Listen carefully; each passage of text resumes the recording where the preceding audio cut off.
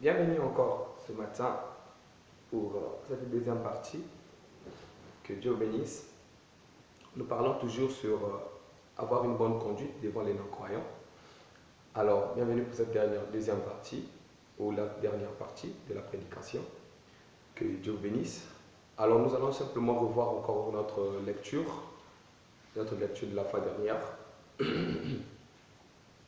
Si on de revoir un peu notre lecture de la fois dernière, nous étions en train de lire sur 1 Pierre, le chapitre 2, du verset 11 au verset 12. Lisons la parole du Seigneur. Bien-aimés, je vous encourage, en tant que résidents temporaires et étrangers sur la terre, à vous abstenir des désirs de votre nature propre, qui font la guerre à l'âme.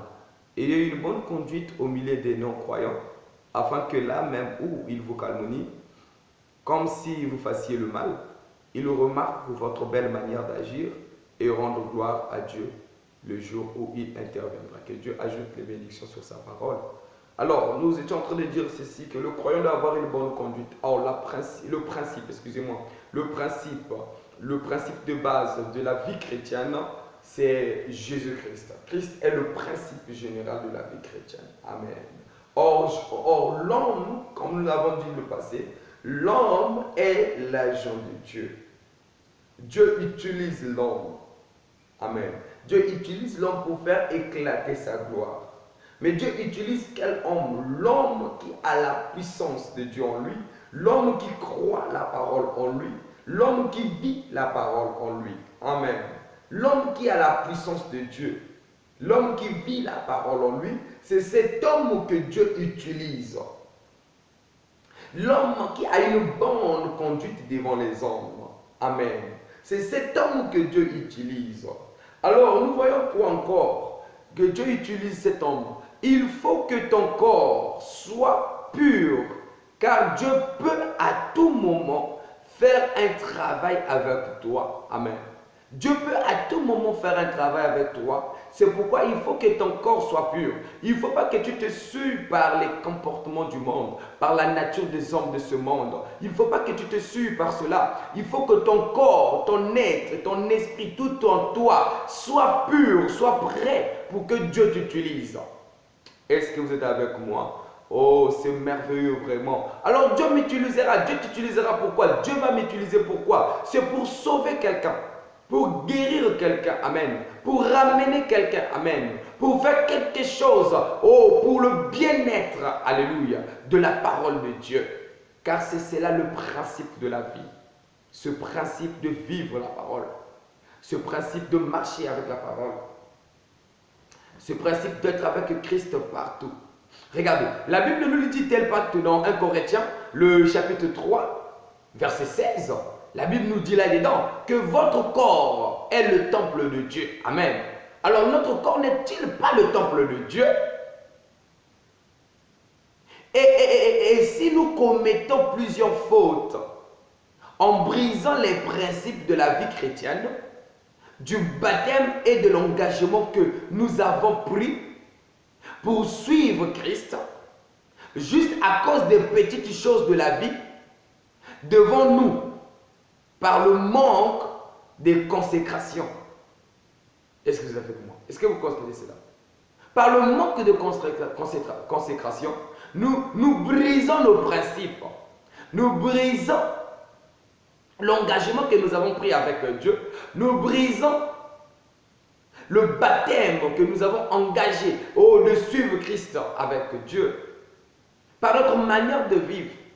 Et les hommes qui sont autour de nous nous voient. C'est pourquoi nous jetons l'opprobre. Donc, nous mettons la honte sur la parole de Dieu. Par notre manière de marcher, par notre manière de vivre. Est-ce que vous êtes avec moi? Oh, bien-aimés frères et sœurs dans le Seigneur. Comment est-ce qu'un chrétien doit marcher devant les hommes? Comment est-ce qu'un chrétien doit-il vivre devant les hommes? Devant tout le monde qui nous entoure, tout le monde qui est autour de nous. Comment est-ce qu'un chrétien doit-il vivre? Comment et qu'est-ce que c'est la vie d'un chrétien? Christ, le principe de base de la vie d'un chrétien. Voilà comment dois-tu vivre. Voilà comment dois-tu marcher. Marche par rapport à la parole. Vis la parole. Laisse que la parole soit le guide de ta vie. La parole comme le manuel, le mode d'emploi de ta vie. Est-ce que vous êtes avec moi? Oh oui. Alléluia. Nous avons pris de l'engagement avec le Seigneur. Mais juste à cause des petites choses de la vie qui est tout juste autour de nous, nous manquons de consécration. Et à cause de la vie, des problèmes autour de nous, à cause de la famille ou encore à cause je ne sais de quoi. Et nous voilà partir décevoir la communion de Dieu qu'on avait. Voilà comment ce que nous faisons. Nous sacrifions notre engagement vers le Seigneur. Alors, quelle est la place? La place de l'Esprit de Christ, le Saint-Esprit, au-dedans de nous. Quelle est la place du Saint-Esprit dans notre vie? Or, le Saint-Esprit devait dominer. Alléluia. Le Saint-Esprit doit être un dominateur dans notre vie. Alléluia. Il sera celui qui prendra les décisions. Alléluia. Même quand les gens te pousseront de faire le contraire de la parole, mais aussi longtemps que ta vie ne t'appartient plus, alléluia, tu feras ce que le Seigneur te dira de faire. Voilà Christ le principe de base de ta vie. Voilà comment peux-tu conduire ta vie et marcher devant les incroyants. Parce que Christ est le principe de base de ta vie, celui qui te conduit, celui qui est là à côté de toi et ta vie ne t'appartient plus. Le Saint-Esprit te guide, t'emmène. Oh, alléluia, c'est Jésus au-dedans de toi. Alléluia, et ta vie entière, elle est basée dans la puissance de Christ Jésus. Amen. Lorsque les gens te poussent de faire de n'importe quoi, lorsque les amis te pousseront de faire du n'importe quoi, comme nous avons les amis aujourd'hui dans ce monde, ils poussent les gens de faire du n'importe quoi, mais ta vie ne t'appartient pas. Tu es basé et tu es caché dans la vie de Jésus-Christ.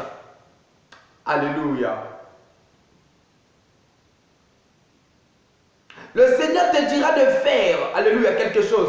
Paul dit que si je vis, ce n'est plus moi qui vis, mais c'est Christ qui vit en moi. Amen. Si je vis, ce n'est pas moi qui vis, c'est Christ qui vit en moi. C'est ce que Paul a dit.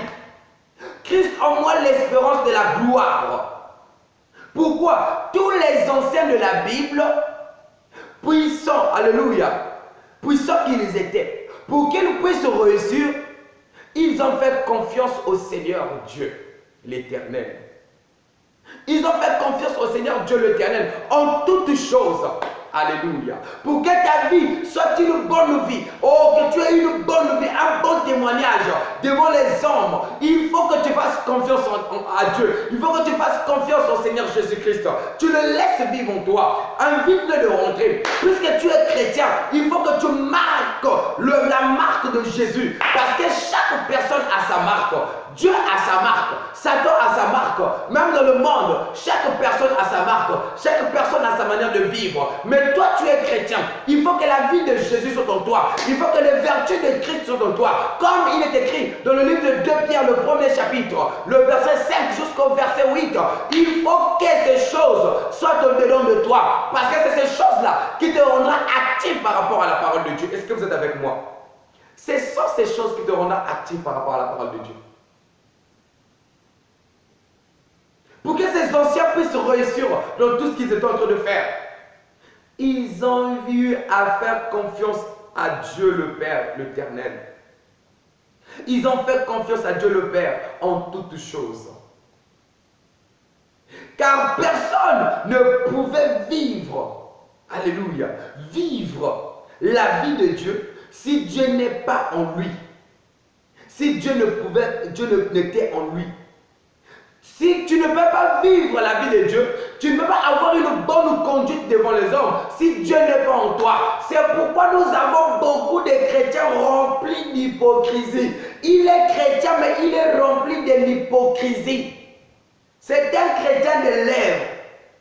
Un chrétien, c'est celui qui a la vie de Jésus. Celui qui marche comme Jésus, qui vit comme Jésus, qui parle comme Jésus. Oh, tout ce qu'il il le fait comme le Seigneur Jésus-Christ. Est-ce que vous êtes avec moi? Oh, il est l'image de Jésus. Il est l'image du Seigneur Jésus-Christ. Faisons l'homme à notre image et à notre ressemblance, afin que cet homme puisse être le témoin véritable de ce qui est invisible. Le Dieu invisible rendu visible par ta vie. Est-ce que vous êtes avec moi? Oh, si tu es là, dis Amen. J'aimerais te voir réagir. Alléluia. Je veux te voir réagir par la parole. Ne reste pas un chrétien de bouche qui se lève chaque matin pour aller à l'église s'asseoir, écouter un sermon et aller à la maison, qui sort le matin, les voisins le voient sortir avec la Bible, mais c'est toujours les voisins qui ont un mauvais témoignage de toi. Les gens ont un mauvais témoignage de toi, mais soit disant que tu es chrétien. Je ne croirais pas que tout le monde puisse avoir un mauvais témoignage de toi. Et tu diras que tu sais, les hommes ont toujours ce mauvais témoignage de nous. Oh, personne, nul n'est prophète chez soi. Les hommes ont toujours ce mauvais témoignage de vous. C'est vrai que nul n'est prophète chez soi, est la parole de Dieu. Mais quel est le témoignage que tu donnes? Alléluia, aux hommes qui sont autour de toi. Ce n'est pas tout le monde qui devait avoir ce faux témoignage de toi. Si tout le monde a un faux témoignage de toi, il faut que tu vérifies ta vie, mon frère, ma soeur. Il faut que nous nous examinions nous-mêmes. La Bible, Paul nous dit, examinez-vous, examine toi-même. Quelle est ta vie? Quelle est la conduite? Quelles sont les paroles que tu sors devant les païens? Quelles sont les paroles que tu sors devant les gens autour de toi? Quel est le témoignage que tu donnes à l'église, ou encore dans le quartier, ou encore dans ta maison, à ton travail, à l'école et par-ci par-là? Quels sont les témoignages? Quels sont les témoignages que tu donnes de ta vie? Parce que ta vie doit parler plus que tes paroles. Ta vie, tes actes doivent parler plus que tes paroles. Quels sont les témoignages que tu donnes de la vie devant les hommes? Alléluia. C'est quoi ce témoignage que tu donnes devant les hommes? Parce que ta vie peut gagner une âme au Seigneur. Ta vie à toi, chrétien ou chrétienne, peut gagner une âme au Seigneur, peut gagner une personne au Seigneur, parce que tu es l'agent de Dieu. Par tout ce que tu marches, Dieu te voit, Dieu te regarde, tu es son agent tout le temps dans ta vie. Alléluia. Reste concentré dans la parole de Dieu. Ne te distrais pas, mon frère. Ne sois pas distrait. Reste dans la parole de Dieu. Ne laisse pas le diable te distraire. Reste dans la parole de Dieu. Car ta vie, c'est le témoignage de la parole de Dieu devant les incroyants, devant les non-croyants. Est-ce que vous êtes avec moi? Si vous êtes avec moi, dites Amen.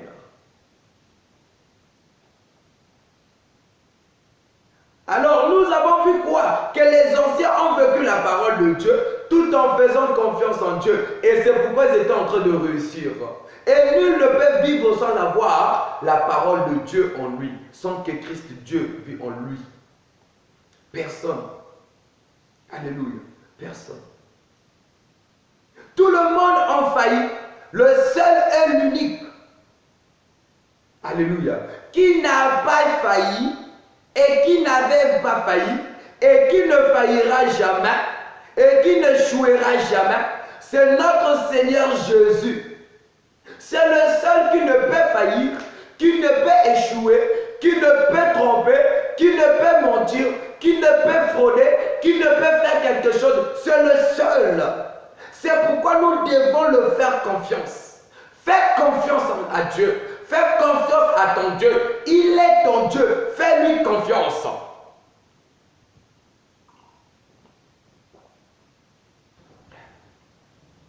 Il est ton Dieu, fais-lui confiance, mon frère. Fais confiance à ton Dieu. Fais-lui confiance. C'est pourquoi nous lui faisons confiance. Alléluia. Il est le principe général de vie et de grâce. En lui, nous tirons notre force en toutes choses. Amen.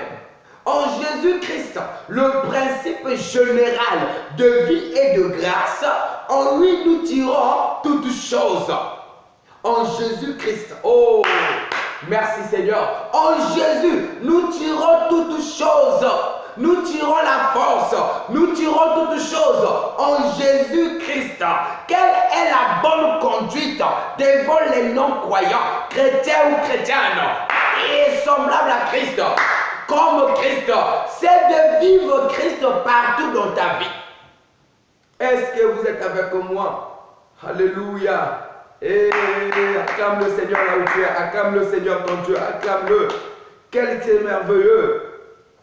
Alléluia. Voilà quelques principes. Alléluia. Voilà quelques principes de la vie chrétienne que Dieu nous donne. Un chrétien doit, alléluia, un chrétien doit, je dis doit, le verbe devoir. C'est un devoir pour le chrétien. Il y en a beaucoup comme principe. On a beaucoup de principes. On en a beaucoup comme principe. Mais le principe, les principes généraux, ce qui rapproche de nous, c'est qu'un chrétien doit obligatoirement, il doit premièrement respecter son entourage, son prochain. Tu dois respecter ton prochain. Tu dois respecter ton entourage. Faire confiance à Dieu. Respecte ton prochain. Respecte ton entourage. C'est ça la vie d'un chrétien. Celui qui respecte son entourage. Celui qui respecte celui qui est autour de lui. Alléluia. Le chrétien doit pardonner. Le chrétien doit pardonner son prochain. Pierre est venu voir le Seigneur Jésus. Il a dit, Seigneur, combien de fois dois-je pardonner celui qui m'a fait du tort? Le Seigneur a dit, 77 fois 7 fois. Il doit toujours pardonner. Dans cette journée, plusieurs fois, pardonner toujours. Le chrétien doit toujours donner. Le chrétien doit partager. Le chrétien n'est pas égoïste. Le chrétien, c'est une personne qui partage. C'est une personne qui donne. C'est une personne qui donne. Donner et donne à ton prochain. Celui qui n'a rien, donne-le. Le Seigneur Jésus a dit, si tu as un peu, partage ton manteau avec celui qui est à côté de toi, qui a froid. Partage ton menu avec ton prochain qui a faim. Donne. Le Seigneur a dit, si vous avez donné un verre d'eau à un de mes petits, c'est à moi que vous l'avez donné. Combien de petits, qui sont les petits du Seigneur, qui sont les enfants du Seigneur dans ce monde? Personne ne sait qui est qui autour de nous. Personne ne connaît qui est qui. Connais-tu les enfants de Dieu dans ce monde? Crois-tu que tu es seul? Élie croyait qu'il était seul. Alléluia. Élie croyait qu'il était seul de ne pas être corrompu par les prophètes de Baal, par la ruse de Jézabel et d'Akab. Élie croyait qu'il était seul. Mais le Seigneur a dit, il y a encore 7000 qui ont été cachés quelque part, qui n'ont pas fléchi les genoux devant Jézabel. Alléluia. C'est ça le chrétien.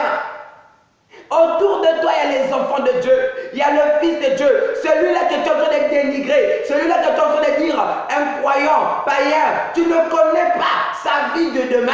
Ce qu'il sera demain. C'est pourquoi aie toujours une bonne conduite devant ces hommes. Ayez une bonne conduite devant les hommes.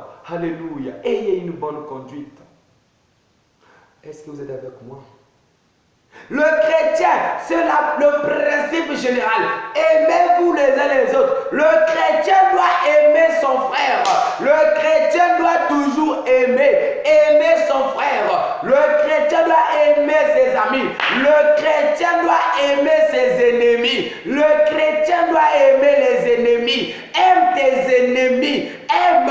Le Seigneur Jésus a aimé ses ennemis. David, lorsque Saoul, le roi Saoul, le cherchait pour le tuer, David, le Dieu Tout-Puissant, a livré Saoul entre les mains de David. Mais David a dit, je ne peux pas toucher un moine de l'Éternel. Je ne peux pas toucher. Oh, voilà. Alors que Saoul était l'ennemi de Dieu. Mais David ne pouvait pas le toucher. Alléluia. Le chrétien doit toujours dire la vérité. Le chrétien dit toujours la vérité. Et le mensonge, c'est le diable. Le diable, c'est le prince, le maître et le roi du mensonge. C'est pourquoi il a commencé à mentir depuis le ciel. Dieu est le mensonge. Le mensonge, c'est le diable. Alléluia. Un jour, Dieu tient un conseil au ciel. Dieu a rassemblé les gouverneurs du ciel. Dieu a rassemblé les anges. Dieu a dit, voilà que la prophétie d'Élie doit s'accomplir. Mais comment va-t-on faire accomplir la prophétie d'Élie? Alléluia. Parce que ces hommes-là, la prophétie d'Élie doit s'accomplir. Mais comment va-t-on faire accomplir la prophétie d'Élie? Alléluia. Un esprit est sorti de la Bible. C'était un esprit de mensonge, dit la parole. Est sorti de la Bible, est venu au conseil de Dieu. Il s'est arrivé là. Il a dit, moi je sais comment je ferai. Je vais les oindre tous les prophètes. Je vais les oindre d'un esprit de mensonge. Afin que la parole de la prophétie d'Élie soit accomplie. Alléluia. Et chrétien, toi chrétienne, le mensonge n'est pas bien. C'est un petit mensonge. Je vais seulement mentir un peu comme ça parce que je sais que c'est le mensonge. C'est un mensonge. Et ça te conduira à la mort. Il n'y a pas un petit mensonge. Il n'y a pas un grand mensonge. C'est les mensonges. Alléluia. C'est les mensonges. Et cela te conduira à la mort. C'est les mensonges, mon frère, ma soeur. C'est un mensonge. Le chrétien doit toujours dire la vérité. Peu importe, dis la vérité. Même si cela te coûtera la vie, dis la vérité. La Bible nous dit dans le livre de Jean, le chapitre 8, je crois, le verset 32, il dit, mais qu'au jour vous connaissez, il dit, mais la vérité vous affranchira. Le jour où vous connaîtrez la vérité vous affranchira. Alléluia. La vérité affranchit. La vérité rend libre. La vérité installe l'homme dans la paix et dans l'assurance. Amen. Le chrétien est toujours droit et sincère. Dire la vérité dans la droiture et la sincérité de son cœur. Le chrétien doit toujours être sincère et droit. Amen. Le chrétien doit être sincère. Le chrétien doit être droit. Le chrétien doit respecter, être droit et sincère. Au-dedans de lui, il ne doit pas avoir de fraude. Au-dedans de lui, il ne doit pas avoir de marques. Voilà, je n'ai pas le temps de lire. Mais si tu lis avec moi, oh, tu verras cela. Je n'ai pas le temps de lire. Tu peux lire toi-même à la maison. Tu lis le livre de Jacques, le chapitre 3. Oh, tu peux lire tous les chapitres. Mais j'ai noté ici le verset 13 au verset 14. Tu peux lire aussi Philippiens 2, le verset 14, le verset 15. Le chrétien, oh oui, il doit être droit dans son cœur et sincère. Réellement, moi, j'aime pas les gens insincères. J'aime pas les gens fourbes, excusez-moi. J'aime pas les gens fourbes. J'aime les gens qui sont sincères, qui sont capables de dire la vérité. Dis la vérité, droit dans les yeux. J'aime les gens qui sont directs. Moi, je les aime comme ça. Quand j'ai mal, viens me voir, dis-moi.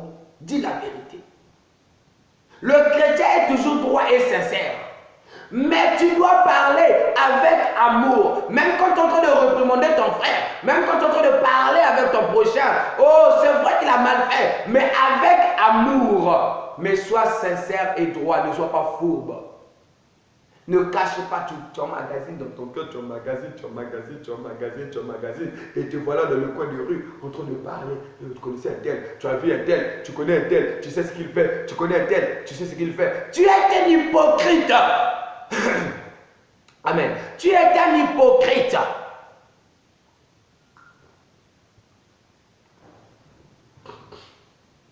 Tu es un hypocrite, mon frère ou ma soeur. Tu es un hypocrite. Devant lui, tu n'arrives pas à parler. Derrière lui, son dos, tu le tues partout. Tu es en train de le poignarder derrière son dos. Tu es hypocrite. Le chrétien est sincère et droit. Oh, alléluia. Ce sont les principes de la vie chrétienne. Ce sont là les principes de la vie chrétienne. Lions Dieu, lions l'homme avec son prochain, lions Dieu avec sa créature. C'est le principe qui lie l'homme avec son prochain. Et voilà quelques types de principes qui lient l'homme avec son Dieu. Le chrétien doit toujours adorer, aimer Dieu, adorer Dieu, aimer Dieu, faire confiance à Dieu, vivre la parole de Dieu. C'est ça le chrétien. Exode 20 nous donne le commandement du Seigneur. Je rédige les commandements.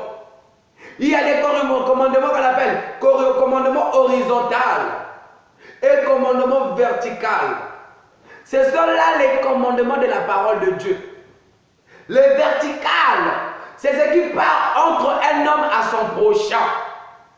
L'amour, le pardon, le donner et tout. Nous avons cité ces principes au début. Le premier, les premiers. Et ce qui part de l'homme vers son Dieu, l'horizontal, en forme de croix. C'est ce qui part de l'homme vers son Dieu. C'est que le chrétien doit adorer Dieu, aimer Dieu, faire confiance à Dieu, vivre la parole de Dieu. Ce sont là les commandements. Si tu vois les 10 commandements, dans Exode 20, tu verras ces commandements-là. Si tu le lis correctement, je te demande de le lire. Si tu as des questions, tu peux le poser sur la page. Je te demande de le lire. Lis-là, tu verras les principes, les commandements qui partent entre le prochain et son prochain, entre un homme et son prochain, et le commandement qui part entre Dieu, entre l'homme et son Dieu. Par exemple, tu dis, tu ne tueras point. C'est ce commandement-là qui partira entre l'homme et tu ne tueras point. Amen. Tu aimeras le Seigneur ton Dieu de tout ton cœur. Alléluia. Est-ce que vous êtes avec moi? Alléluia. Ayez une bonne conduite devant les incroyants. Amen. Pour que Christ vive au-dedans de nous. Pour que Christ se plaît à nos actions, à notre manière de vivre. Amen. Ayons le regard, pour que Christ, alléluia, ayons le regard fixé vers la parole de Dieu. Ayons le regard fixé dans l'amour de Dieu. Ayons le regard fixé dans la parole de Dieu. Mon frère, ma soeur, le Seigneur t'appelle. Il t'aime vraiment. Le Seigneur t'appelle maintenant. Quelle est la conduite que tu as devant les hommes? Quelle est ta manière de vivre devant les gens? Comment vis-tu devant les hommes? Et donnes-tu un bon témoignage devant les hommes? Donnes-tu un témoignage de la parole devant les hommes, mon frère? Nous sommes les chrétiens. Nous sommes les enfants de Dieu. Nous sommes sur cette terre comme étant pèlerins. Nous devons marquer notre marque. Et notre marque, c'est la marque de la parole. La marque de Christ. Vraiment. Marque de Christ dans notre vie. Ferme tes yeux là où tu es. Nous allons prier le Seigneur. Divin Roi, notre Père Céleste, nous te remercions pour la bonté et pour la grâce que tu nous as accordée ce matin d'écouter encore ta parole. avec nos mains levées vers toi, Seigneur. Nous avons mal marché. Nous avons eu, oh Père, de témoignages fausses devant les hommes par notre manière de vivre. Mais ce matin, Seigneur, par ta parole que tu nous ramènes à te faire confiance, à prendre de toi Christ, principe général de notre vie, et que tu vives au-delà de nous. Conduis-nous, Seigneur, comme étant chrétienne. Laisse que tu sois en nous, Père, comme étant exemple de ta parole, au nom de Jésus-Christ. Amen. Que le Seigneur nous bénisse encore. Que Dieu vous bénisse richement. Alors, c'est toujours dans notre exercice des fonctions. Votre bien-aimé frère Steve Delover et votre serviteur et le serviteur de Christ. Aimez et restez là. Nous prions toujours pour les témoins, pour les requêtes des autres. Nous sommes toujours tous dans un moment où nous devons demander à ce que la parole, nous devons voir à ce que la parole de Dieu soit manifeste dans notre vie. Amen. Alors laisse que Dieu soit en dedans de toi. Les préoccupations et tout, tu as des requêtes et tout, envoie-le, le Seigneur, envoie-le en privé, envoie-le, ou sur le mur, envoie-le. Nous prierons. Et toi-même, tu reviendras sur le mur, notre page, ou encore sur YouTube, ou encore sur notre moyen de contact, pour nous contacter, pour nous dire ce que la parole de Dieu fait dans ta vie. Amen. Que le Seigneur vous bénisse richement. Cherchez-nous dans Communion d'unité des saints sur YouTube, Communion d'unité des saints sur la page Facebook. Vous allez trouver le révérend Delover, Steve. Amen. Steve, vous l'écrivez Steve, c'est en anglais. Mais vous écrivez Steve, écrivez Steve, normalement. Amen. Que Dieu vous bénisse richement. Shalom.